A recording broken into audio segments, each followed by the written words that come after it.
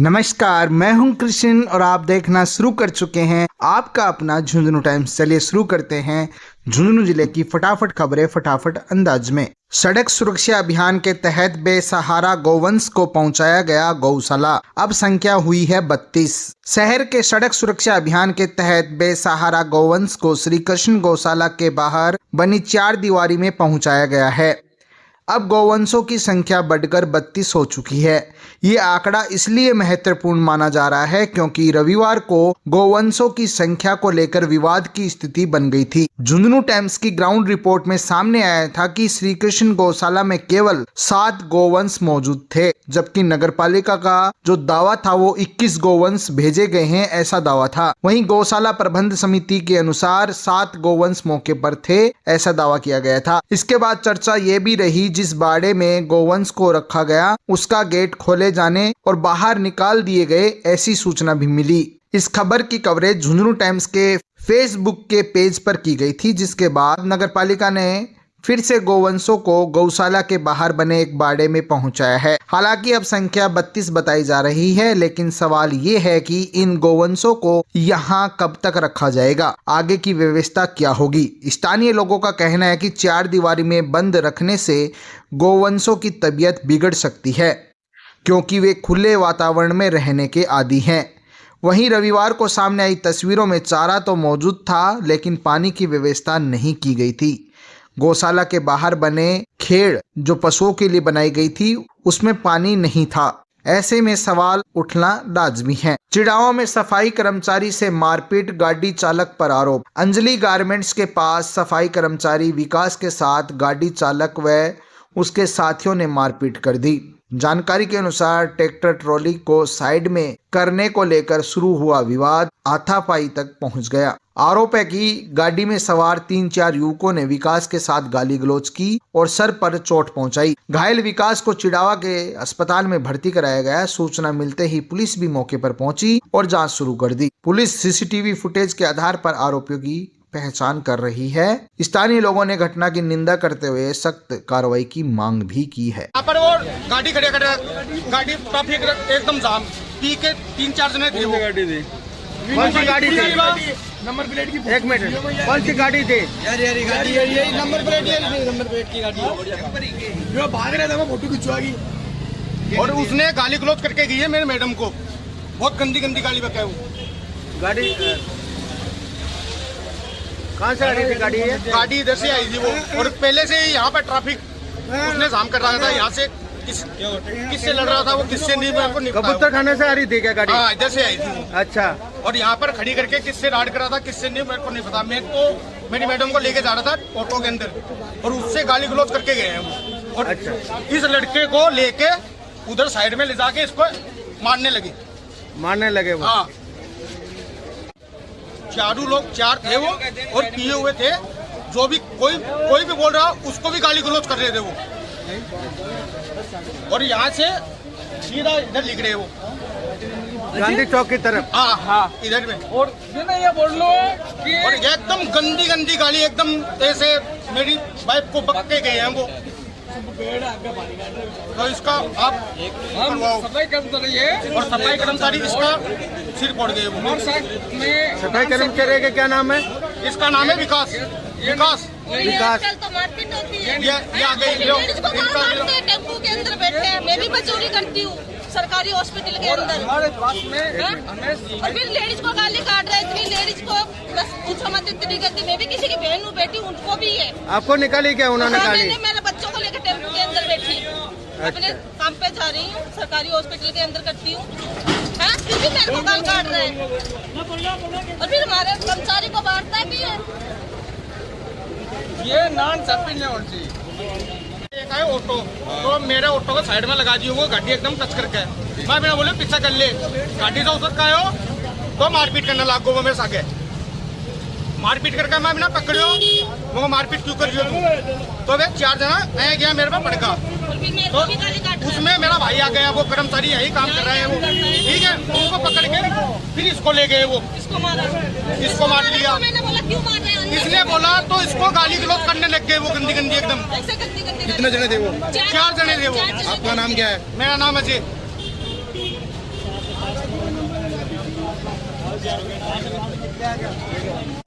तब मैं रात को काम करा, थोड़े जोर से बोल। रात में तारा सफाई करा हाँ मार्केट की। मैं हमारी साइड में और ट्रैक्टर और मैं सब साइड में ही है। इन्हें ट्रैफिक लाग रहे हो और इन्हें एक टैक्सी आ रही। कहाँ से किधर से आ रही थी? टैक्सी इधर से आ रही थी, गाड़ी इधर से आ रही थी। नहीं, कबूतर खाने से टैक्सी आ रही थी क्या? इधर से आ रही थी गांधी चौक तरफ से। वो टैक्सी? हाँ। अच्छा। तो वो टैक्सी आ रही थी, तो टैक्सी का थोड़ा सा इतना सा बच गया, तो वो बोला, टैक्सी वाला ही बोला, हम भी बोले कि भैया थोड़ा साइड से। वो ड्राइवर ने सीधा गाड़ी के लोच पे आ गया। वो गाड़ी कहाँ से आ रही थी? इधर से आ रही थी, गांधी पहले तो यहाँ रुकी थी कबूतर खाने से। कबूतर खाने से गाड़ी आ रही थी। अच्छा। पहले तो यहाँ रुकी, कहीं काफ़ी देर रुकी थी। हाँ। फिर यहाँ से यहाँ थोड़ा सा ट्रैफिक हो गया, तो हमने भी कहा, वो टैक्सी वालों ने भी कहा, इतने में गाली गलौज पे आ गया।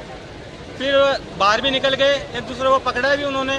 फिर एक हमारे जो कर्मचारी है उसको पकड़कर वो मारा उन्होंने। क्या नाम है कर्मचारी का? कर्मचारी का विकास चंदेलिया। अच्छा।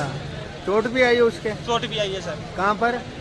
यहाँ से आई है, अभी उसको हॉस्पिटल लेके गए हैं सर। तुम्हारा नाम? मेरा नाम अमित है सर। पिलानी के वार्ड नंबर 20 में जर्जर विद्युत पोल से हादसे का खतरा, विभाग पर लापरवाही का आरोप। वार्ड नंबर 20 में सामुदायिक भवन संस्कृत विद्यालय के पास स्थित विद्युत पोल पूरी तरीके से जर्जर होकर हवा में झूल रहा है, जिससे कभी भी बड़ा हादसा हो सकता है। पार्षद राजकुमार नायक ने बताया कि इस पोल पर 11 केवी और घरेलू लाइन है वो लगी हुई है। पिछले 15 दिनों से विभाग को मौखिक और लिखित और व्हाट्सएप के माध्यम से शिकायत दी जा चुकी है। स्थानीय लोगों ने आज विद्युत जो विभाग है उसके खिलाफ नारेबाजी कर चेतावनी दी है। यदि जल्द समाधान नहीं हुआ तो धरना प्रदर्शन किया जाएगा। शहर के सुल्ताना बस स्टैंड से टेकड़े तक जाम और गंदगी से बेहाल है जनता। कस्बे में बस स्टैंड से लेकर टेकड़े तक राष्ट्रीय सड़क पर आए दिन जाम की स्थिति बनी रहती है, जिससे आम जन को भारी परेशानियों का सामना करना पड़ता है। वाहनों की अव्यवस्थित पार्किंग और सड़क किनारे अतिक्रमण के कारण यातायात पूरी तरीके से बाधित नजर आता है। स्थानीय लोगों का कहना है कि नगर पालिका इस समस्या की ओर कोई ध्यान नहीं दे रहा है। वहीं बस स्टैंड परिसर में गंदगी के ढेर लगे रहते हैं, जिससे बदबू फैल रही है। लोगों ने सवाल उठाया है कि जब सफाई और व्यवस्था पर ध्यान नहीं दिया जा रहा है तो ऐसे में फिर स्वच्छ चिड़ावा का दावा कैसे किया जा सकता है।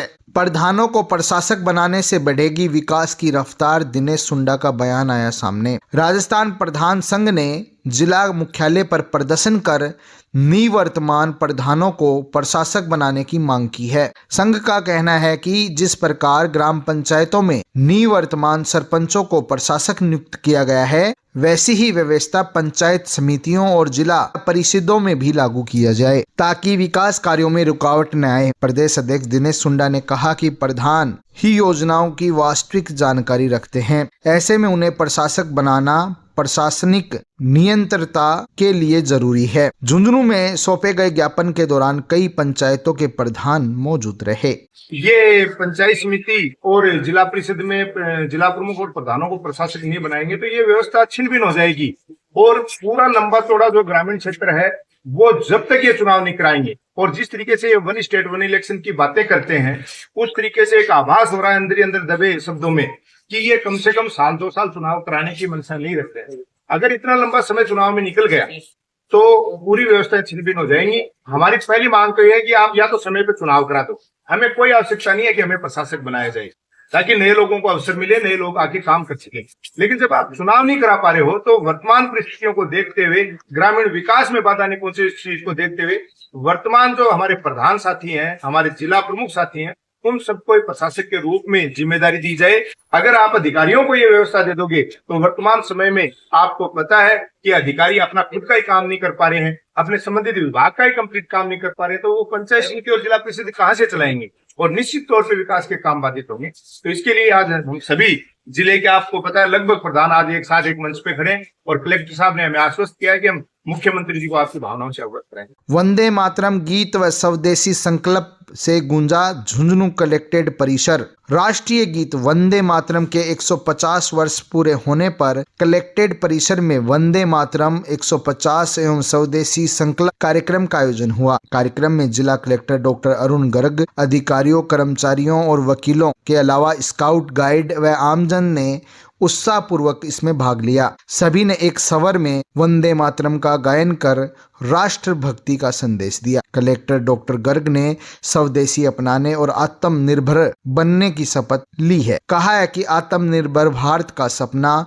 तभी साकार होगा जब हम स्थानीय उत्पादों को बढ़ावा देंगे। कार्यक्रम में बड़ी संख्या में लोग मौजूद रहे। मंडावा में त्रिवेणी 2025 वार्षिक उत्सव का हुआ भव्य आयोजन। श्री सनातन धर्म पंचायत उच्च माध्यमिक विद्यालय में वार्षिक उत्सव त्रिवेणी 2025 का आयोजन हुआ। मुख्य अतिथि जिला कलेक्टर डॉक्टर अरुण गर्ग रहे, जबकि अध्यक्षता कोलकाता प्रवासी ट्रस्टी अतुल चूड़ीवाल रहे। कार्यक्रम में एसडीएम मुनेश कुमारी, तहसीलदार डॉक्टर सुरेश, तहसीलदार डॉक्टर सुरेंद्र भास्कर, सीबीओ अशोक शर्मा, पालिका अध्यक्ष नरेश सोनी सहित गणमान्य लोग उपस्थित रहे। छात्र छात्राओं ने शिव तांडव, राम कथा, तेरी मिट्टी में मिल जावा जैसी प्रस्तुतियों ने समा बांध दिया। प्रतिभाशाली विद्यार्थियों को सम्मानित भी किया गया। कार्यक्रम का संचालन सुमन देवड़ा व डॉक्टर विद्या पुरोहित ने किया।